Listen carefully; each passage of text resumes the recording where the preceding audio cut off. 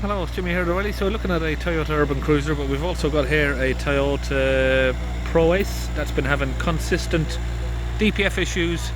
It has got warranty from Toyota, but they said they've been back there a dozen times and they just keep getting told the same thing. They reset the fault code, they drive away, and the fault returns. So I'm going to get inside. She's just explaining there what the problem is basically. It's been back more than a dozen times to Toyota. They just do a force regen and send them out the door. But within 100 miles the light comes back on.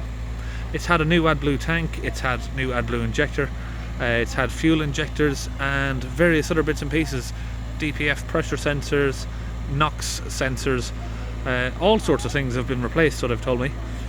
So let's get inside and see if we can figure out what's going on with it. I'm pretty familiar with these vehicles, so it should be pretty easy. Okay, we have engine light on, spanner light and AdBlue symbol flashing.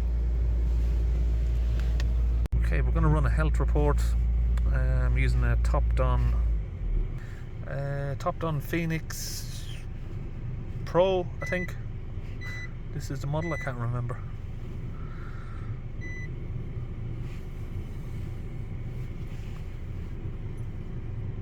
You can see here, engine fault repair, emissions fault, impossible to start in 600 miles as well, so he's got a countdown left on how long he can use the vehicle for basically.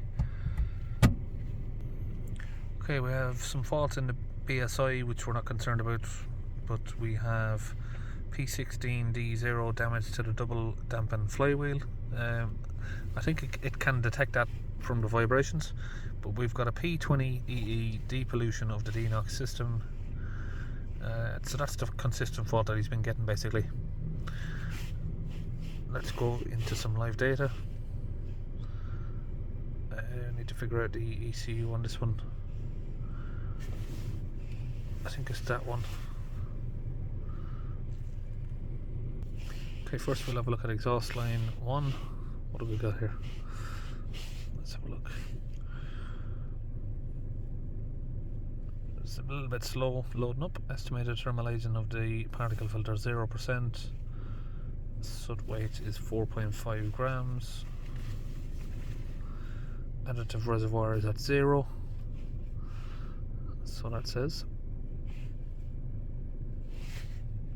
Oh, it's very slow, this machine. I haven't used it in a while. Select all of these.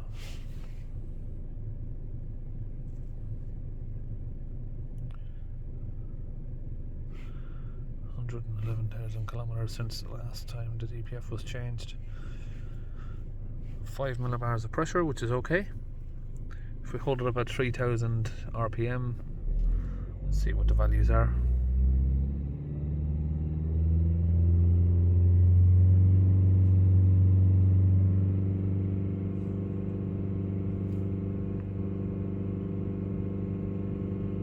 It's a little bit low.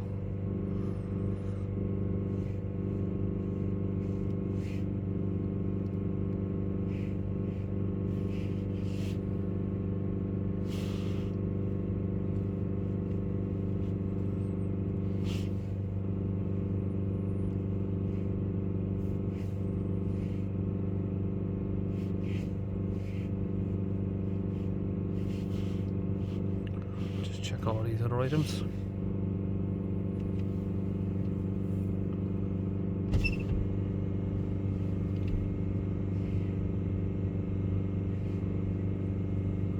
Pressure of the urea fluid is at 0.5 bar, that's strange.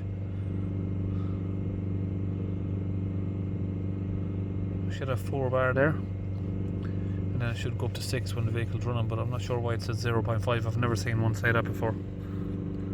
Unless the AdBlue's been deleted, but it can't be because we have an emissions fault up here regarding the AdBlue system. I don't know what Toyota have done to this, but it's been back there a dozen times. Coolant temperature is 72 degrees. It's lower than you'd expect. And it has just pulled up. So I'd expect that to be at least 80 degrees, 85 degrees. It has just arrived, so, and the vehicle is we are holding revs, so we should see a little bit higher than that. So that's one problem I can see. The pressure in the Denox in the AdBlue tank is not shown on here. I don't know if it's a problem with the tool or not, but basically when these have a P20EE code, there's always one cause to that fault. It's always been the same problem every time I check. There it is, that's our problem right there. If we do a finger test, it is passing soot, so it's not capturing the soot, so it's not basically containing the emissions within the exhaust system. That's why we have a P20EE. Okay, so basically this needs a new DPF and catalyst to fix that problem. That's the only option, it's the only solution. After that's been done, maybe they could have a look at why the tank is reading 0.5, but we could probably plug a different diagnostic machine in just to confirm that that's what's happening. But this is the main issue here, P20EE. We don't have a fault code for the AdBlue tank pressure. P20EE, the DPF is cracked. Okay, so that just needs a replacement DPF. Like I said, it's cracked. There is no ifs or buts about it. The DPF hasn't been replaced yet, so it's going to need a replacement DPF before you can go any further.